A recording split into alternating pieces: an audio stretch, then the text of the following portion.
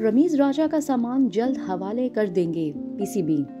Pakistan cricket board Ramiz Raja का सामान ज़रूरी कार्रवाई के बाद इनके हवाले करने का ऐलान कर दिया गया। बोर्ड के chief operating officer Salman Nasir ने ट्वीट किया कि साबिक चेयरमैन का सामान बोर्ड की तहवील में है, जिसे ज़रूरी कार्रवाई के बाद इन्हें पहुंचा दिया जाएगा।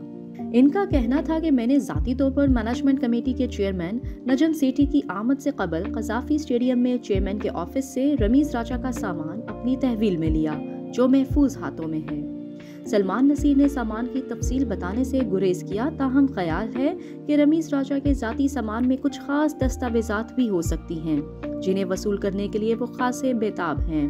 ज़राए के मुताबिक इम्कान है कि आइंदा 24 घंटों में रमीज राजा का सामान इनके हवाले कर दिया जाएगा, जो सामान मुकम्मल या कुछ गायब होने की तस्दीक करेंगे।